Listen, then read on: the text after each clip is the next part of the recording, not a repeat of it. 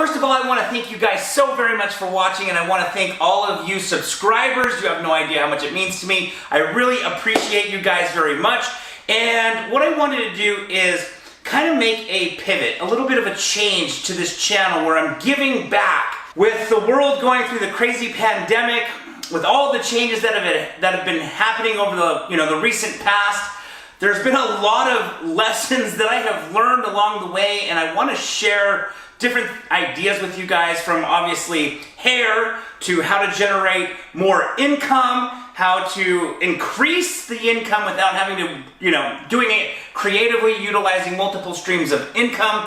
One of the things that I had a mentor tell me is, in the event, if all you have is one stream and that stream gets turned off, one stream of income, then it could be a pretty rainy day for you if you have no other streams generating income.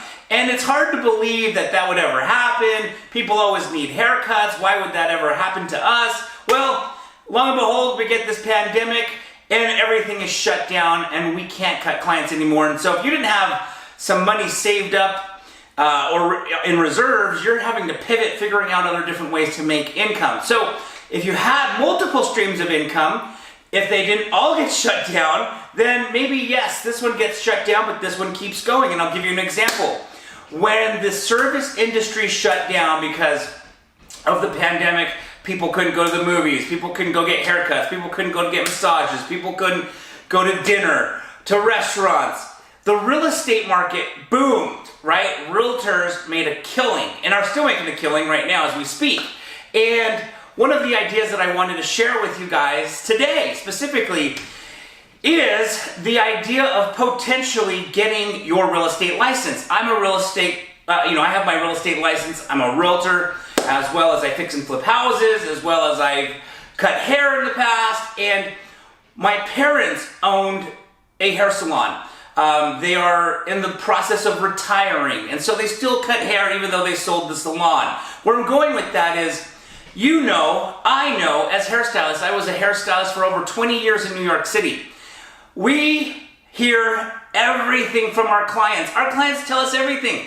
They tell us, when they're having a child. They tell us when they're becoming grandparents. They tell us when they're going to buy a house or sell a house, is where I'm going with this. They tell us everything. And I get so many opportunities from my parents, because I'm not necessarily in the salon anymore every single day, but when I used to be, I knew all about my clients. I knew when they were moving, I knew when they were buying, I knew when they were relocating, selling, whatever it may be. Had I had my real estate license back then, and if I could go back into time, I would definitely do this based off of what I've learned.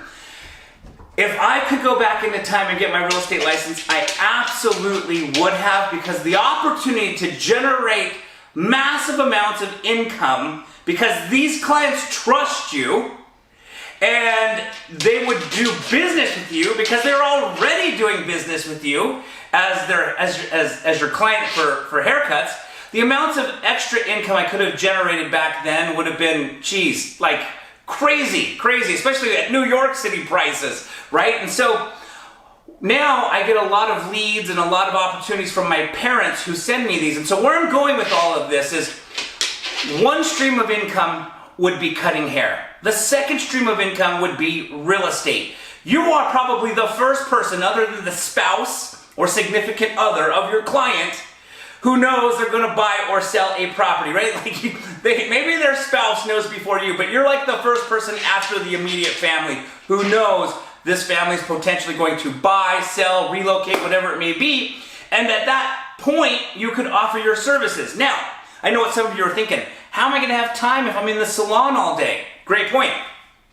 Believe it or not, you don't need a lot of time to list properties. Meaning, if you've got a client who's looking to sell their home, you don't need a lot of extra time to list properties. Where you need a lot of extra time is to help clients go shop for properties. A buyer's agent going and looking at houses with your client. And here's what I propose.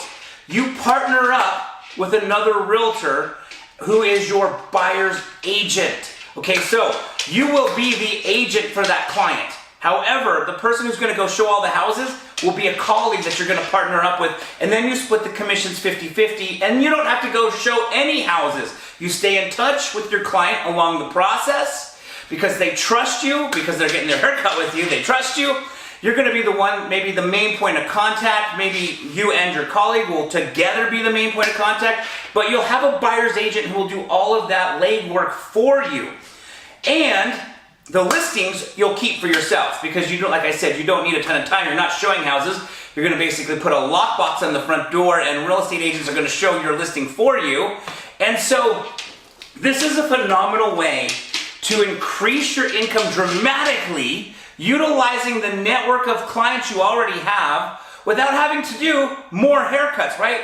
Typically, in our industry, in the hair industry, if we want to make more money, we have to do more haircuts, right? Doctors, same thing. Like if they want to make more money, they have to perform more, whatever it is they perform on their clients, surgery or checkups or whatever it may be. And we're typically only generating income when we are actually cutting hair. As hairstylists, we typically only make income when we are actually doing the cutting. We don't necessarily make income outside when we leave the salon unless we have products that we're selling online. Maybe you have some products that you're selling online, but this is a phenomenal way to utilize that 45 minutes to an hour that you're with your client.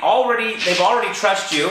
Now you get the opportunity to help them in a real estate transaction. Depending on where you live, a typical real estate transaction commission is about 3%. So here where I live, and an average house is going to be $400,000. 3% of that is $12,000. So if you just did one client, if you assisted one client a month, and you know who those clients are because they already told you they're buying or selling. If you assisted one client a month at an average of $12,000 commission and you did 12 of those, that's an extra $144,000 that year. Now, some of you might be like, well, I'm just going to quit and go do real estate. And that's great if that's what you want to do.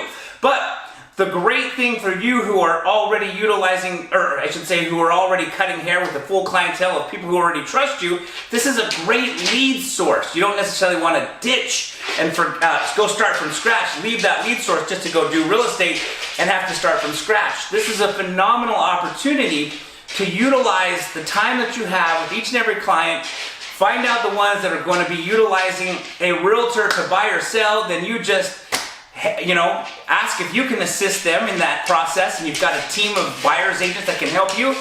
And even if you did 6, right? My example before was 1 a month for 12 months. What if you just did 6 at $12,000? That's $72,000 extra a year. What if you just did 4? Okay? 4, 1 a quarter, 1 every 3 months. 1 every 3 months, you assist a client in buying or selling a home with an average commission of $12,000. Let's say you're, like I said, using the example of a $400,000 home. If you just did 4, that's $48,000 extra that you will generate that year. That is your first class airline trip with the top-notch hotel to Maui, Hawaii with your family, and then some extra, right? I mean, an extra $48,000 just to assist 4 of your clients in a real estate transaction would be phenomenal.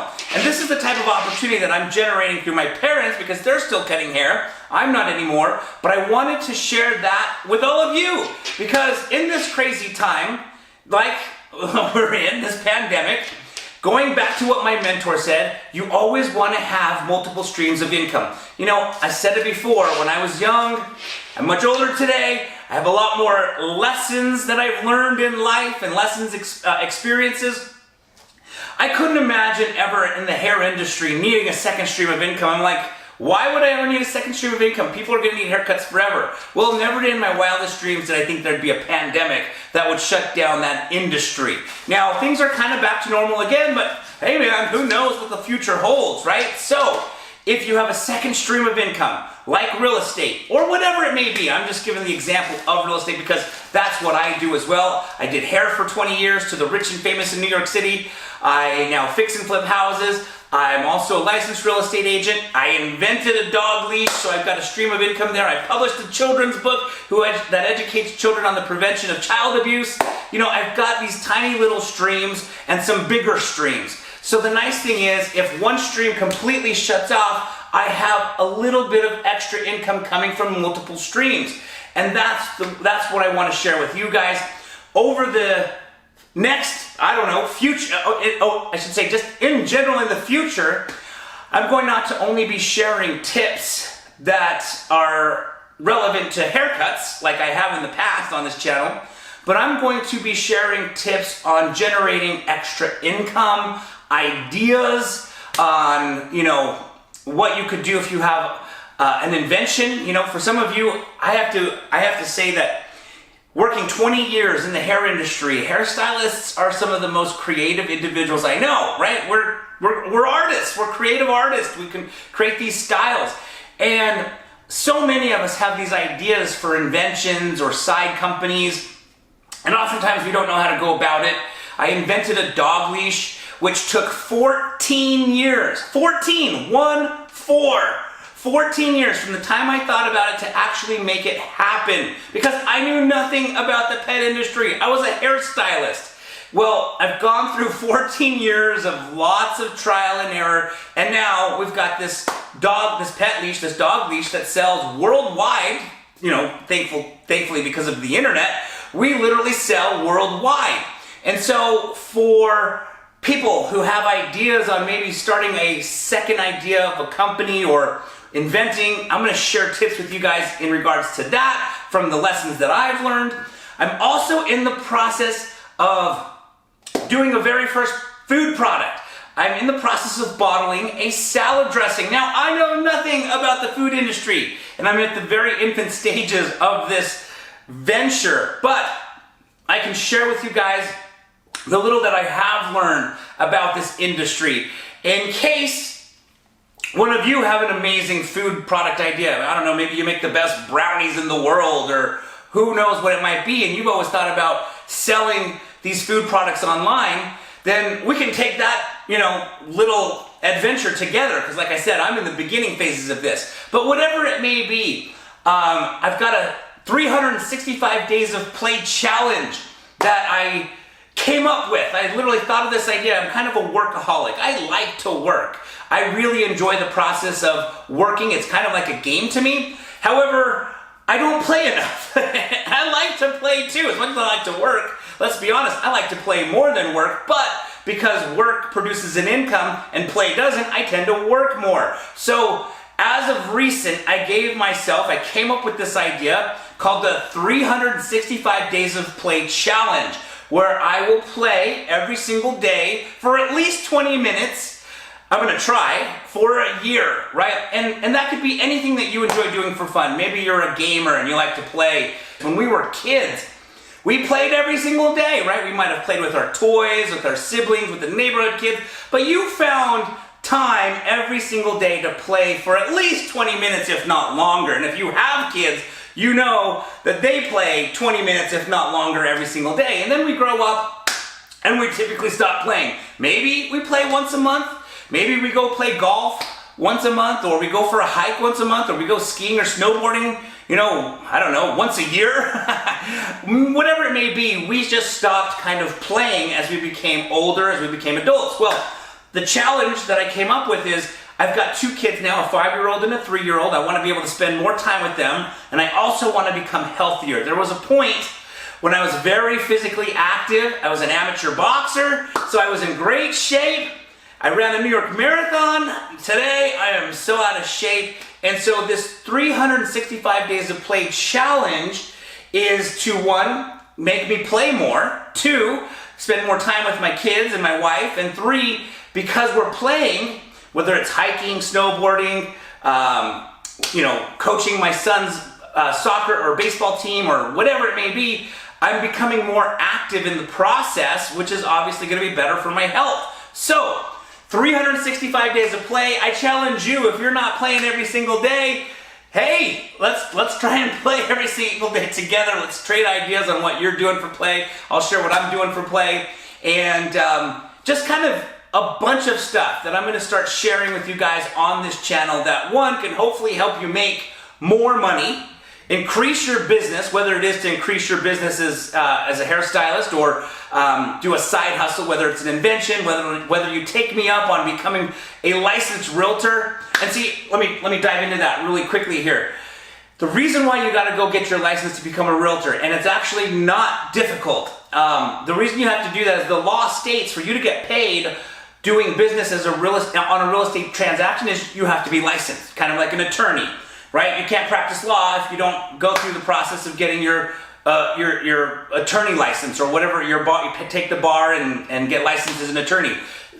Every industry typically has a license that qualifies you to be able to do business in that particular realm. And so if you as a hairstylist just referred these clients to, let's say, a realtor, then they can only pay you a small referral fee. And that's not what I want you to do. I want you to make the entire $12,000, $15,000, $10,000, $20,000 commission on the listings, not a referral fee. A referral fee is $250 here in the state of Utah. I don't know what it is throughout the country, but a referral fee is a very small amount of money. That's why you're going to get licensed. You're going to get your license, you're going to list the properties for your clients, and then when your buyer's agent goes and shows your other clients who are shopping homes, you'll split that commission 50-50. That's what I mean by why you're going to have to go get licensed. So, for those of you who take me up on getting your real estate license, because you know it, you already know all of your clients who in the last 12 months moved, right? They bought, they sold, they relocated, whatever it may be. Think about if had you had your license back over, 12 months ago, how much extra income, like I said, at $12,000, at $10,000, let's just say the average commission is $10,000 in your area, and if you did 1.25, that's extra 40 grand you'll make. Again, super nice to have that second stream of income, and that stream of income may even become the dominant stream of income. Many of us cut hair because we love it, it's our passion, it's what we love to do, and we'll never quit.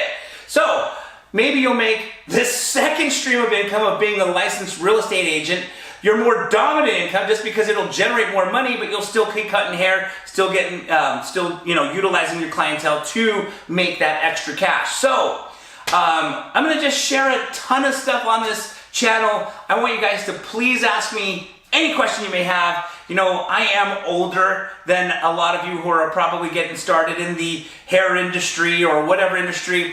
Like I said, I used to cut hair for 20 years in New York City. So for all you younger barbers, for all of you younger hairstylists, I've got, just because I'm older, a lot of life lessons that I can share with you so that you hopefully don't have to make those life lessons. I can shortcut the path to where you potentially want to go. These are the things that I'm going to be teaching my children as young entrepreneurs. Again, my son is 5, my daughter's 3.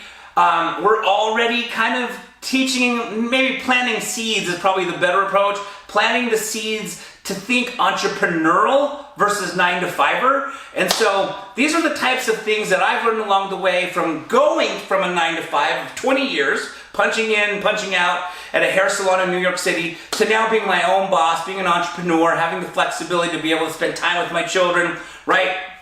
Doing the things that I want, pursuing my passion. Here's the thing. There are things that people do for a living. And I don't remember what the statistic was, but it's like 85% or some ridiculously high number of everybody out there who does what they do for a living does not enjoy what they do for a living. It's not their dream job. Think about it. I don't know what you do for a living. Maybe it's hair, maybe it's not hair. For some of you, you do it for a living, but it's not your dream job. Your dream job may have been to be, professional athlete or an actress or an actor or a doctor or who knows what it might have been. But I think it was like 85% of people in this world don't do what they love for a living. They do what they do for a living because they need a living, right? And so I always like to gauge it like this. You've got right? You like what you do. You've got love, which is you love what you do. And then you've got passionate, which is your passion, which is your dream job, right? That's what you wish you could have done if you're already not doing it. And for some of you, it's hair. My dad, his passion is hair. It's been even before I was born. He was so passionate about hair, and he still does hair to this day. He had a salon, he sold it like I said, he still does hair even though he's technically retired, but he's still as busy and fully booked as he was when he had the salon. That's his passion.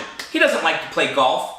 He doesn't like to do anything but cut hair. Literally, when he's home watching television, he has a mannequin in front of him that he's practicing updos on, and I mean, the guy's been doing hair for over 50 years, and that's what he loves to do. So for some of you, hair may be your passion. But for a lot of people, like myself, I loved doing hair. It was a very artistic career, and I love being artistic. I love creating and being, being able to have the way I looked at it is I had a different art project every hour, which is a different client doing a new haircut, creating shapes and styles, and being part of the fashion industry in New York City. I loved it. However, as much as I loved it, it was not my passion. My passion has always been something else, and I'll share that one day in the future. But it was something that I loved, and I did it for 20 years, and thankfully I loved what I did. However, I came to the conclusion that, hey, do I want to do what I love for the rest of my life, or do I want to switch it up and pursue my passion? So I switched careers, a career that gives me more flexibility to be able to generate income without actually having to be in front of a hairstyling chair, so that I could have the ability to pursue my passion. So some of you like your job, some of you love your job, and some of you are passionate about your job. My personal opinion, being the age that I'm at, is I think it's a good idea, and it's what I'm going to teach my kids. That's how good of an idea I think it is. Not only do I do it, but I'm going to teach my kids that you need to chase your passion, because we only live once. So don't settle for doing a career that you like.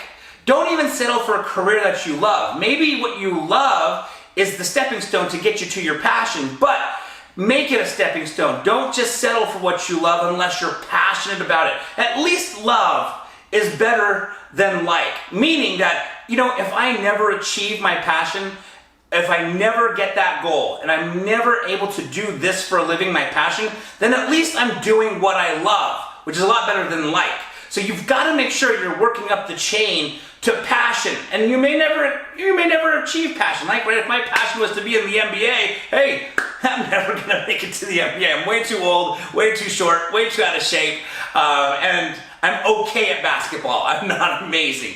So if I was pursuing something though to be my passion, at least I'm doing something that I potentially love. It's another topic that we're going to talk about, but I got asked recently by an individual who asked me to mentor them.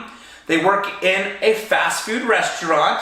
They want to get out of that rat race. I'm going to be mentoring them in real estate because they want to pursue something that they're passionate about as well.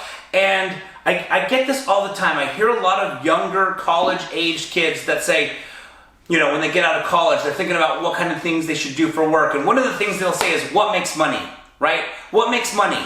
Because they want to go pursue what makes money. And that's a whole nother topic for a whole nother video, but that's not the right approach. I did that approach, and I did that approach for years and years and years, and I'll tell you the stories in another video, but to me, that is not the right approach. That's not the approach I'm going to teach my kids to take. No, what are you passionate about? And then pursue that. And once you are pursuing that, figure out the way to make the most money doing what you're passionate about. Maybe what you're passionate about doesn't necessarily pay you big money. I'll give you a quick example. Again, this is really for another video, so I probably should save this, but a quick example is I have a friend who's pursuing his dream job. Actually, I have a friend who has a son. And so he's much younger than me, but I consider him a friend because he's my friend's son. And he's married, and his dream job is to be a forest ranger up in the Uinta Mountains, and, well, I shouldn't say Uinta Mountains, just up in the mountains. That's his dream job. However, it doesn't pay a lot. So some of the things that we talked about is pursuing his dream job, but maybe creating a series of video on surviving, that he could either monetize or vlog about to generate a second stream of income, so that he could take what he's already doing as his passion and increase creatively the income that he makes doing what he loves. Right now, if your dream job is to be in the NBA NFL, a professional athlete, and you make it, oh, you're just gonna make probably good money anyway. But if your dream job is to be a forest ranger, where the annual income isn't that great, now you're thinking creatively on how to create more income for yourself. So anyways, again, another topic, but those are the types of things that I want to share with you guys. Like I said, I'm much older. I've had my ups and downs, had a business that I thought was, this is back when I chased the money. It took me 6 figures into debt, right? It completely bombed, it failed. These are the lessons that I learned, why chasing what makes money isn't necessarily good if you don't love it or you're not passionate about it. Like I said, if you love it or you're passionate about it, great. But I wanted to share with you what to expect in this video. We're gonna have hair content. I'm gonna be talking about my challenge to myself, and I challenge you guys as well. 365 days of play. Start vlogging about it, start messaging me all the different things that you're doing. So far, just so you know, I am 10 for 10. I just started this challenge 10 days ago. I am 10 for 10 on playing every single day. That's a massive win. I normally don't play 10 days, I don't know, in the first quarter, right? In the first 3 months, I'm lucky if I get 10 days of play. But anyways, I'm gonna be vlogging about how to make more income, 365 days of play, different ideas to generate multiple streams of income. I also want to share with you guys, this might be more in the physical fitness realm, but there are some exercises that I have learned along the way that, being half Japanese, we aren't very built as naturally built individuals, right? Like, we don't usually walk around, you don't see a ton of Japanese people walking around with, muscular chest and shoulders and physique basically. But along the way, I did a lot of studying of different athletic training and came to the conclusion of what I thought would potentially be the best way to train to build a nice physique. Now, I don't have that now. This was way when I was younger. I need to get back into shape and get that physique back one day. Like I said, I used to be an amateur boxer. And so during this time, I discovered a regimen that's done by professional athletes that very few people even know about. I don't know why it's not talked about. Honestly, like when I search YouTube for exercise ideas, nobody's talking about it. I shouldn't say nobody. So little people are talking about it. But for the first time in my life, I had a chest, right?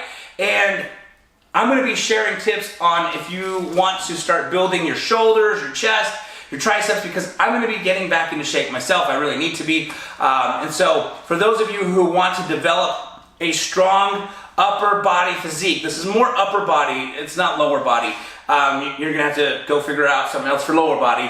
But this is like a training regimen that will literally blow up your upper body and get you, some nice muscle mass. So we're going to be going through all sorts of stuff. Like I said, lots of life lessons that I want to share with you guys to help shortcut your path, whether it's to build a physique, whether it's to build extra streams of income, whether it's to invent a product, whether it's to increase your income dramatically as a hairstylist. Maybe you want to fix and flip houses, whatever it may be, just daily vlogging about my life. So I hope you guys definitely stay tuned in. I want to share a lot of valuable, informative content. Like I said, this is information that I plan to pass on to my children so that they too can have the opportunities to be able to, live the life that they want. Not necessarily have to be dependent, not to have to be dependent on a 9-to-5. There we go.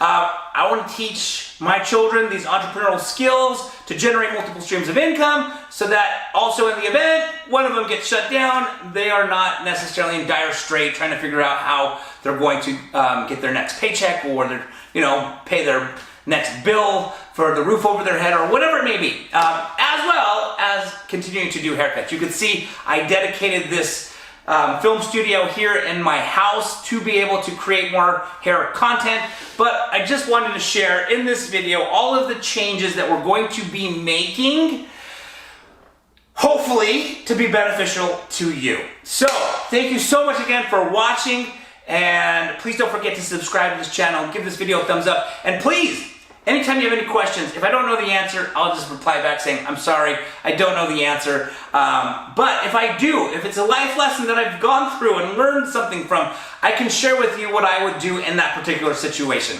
All right, well, thank you so much again. You have no idea how much I appreciate you staying tuned, and I will see you guys more often, and I'll see you guys more regularly on this channel. Oh yeah, and one more thing that I'll be sharing on this channel is, you know, interestingly enough, a long time ago, I decided that I wanted to, my parents and I, we decided we went to the homeless mother shelter. So these are women with children that were homeless. And there's a shelter, no men were allowed. And for Mother's Day, on a Sunday, we went over there and we cut everybody's hair. As just a fun little Mother's Day gift. Well, somebody heard about it and the newspaper showed up, the local newspaper showed up and did a story on it. That was my introduction to free press. Didn't even know about it until somebody said what you guys are doing is amazing, and they told the news channel about it, and the news channel showed up, and so I looked into what that looked like. And since then, this is, we're talking like, oh man, we're talking probably like 10 years ago when this happened. Since then, I have been studying the art of getting on TV for free, right? And so I've had, I have a radio show that I do every single week, and I do a monthly television segment on ABC4. So over the last 9-10 years, I have learned how to get on television. And so, for those of you who have any interest, which I think is a great way to market, to get more business, a great way to do those take advantage of those types of opportunities, I will be sharing that stuff with you as well. So, you know, as you can imagine, when we did this homeless mother's shelter thing, it generated a lot of publicity to my parents' hair salon. I was actually not cutting hair as a hairstylist at the time anymore. I had just did this with my parents as, you know, giving back for Mother's Day. But the publicity that came from that newspaper article generated a lot of publicity for my parents' hair salon. So if you want to build your clientele, you know, and you, I don't know, maybe you want to go do homeless haircuts at the homeless shelter or whatever, and you know how to utilize the publicity, and don't, just so you know, this is what the major companies do. You know, big companies, Coca-Cola companies, size, Sprint, T-Mobile, these big massive companies, when they go out and do charitable giving back type activities, and the news is there, it's because they know how to do what I'm going to share with you what to do. So don't think, oh, I don't want to, like, you know, toot my own horn and pat my own back and have the news show up because I'm doing a good deed. No. You are going to use that for marketing to build your business, to generate income for yourself that gives you better opportunities, especially in the crazy world that we live in where we've got a pandemic. Who knows if anything will ever be shut down again, but this is just part of like good marketing. So I will share with you guys how to get on TV. You can figure out what you want to promote yourself for. And yeah, anyways, stay tuned because like I said, lots of life lessons that I've learned along the way as a hairstylist to the rich and famous, to fixing and flipping houses, to inventing a product, to publishing a book, to trying to do a salad dressing now is my latest venture, to learning the world of television and radio. So I'm going to share all of that with you guys. All right, thanks again for watching.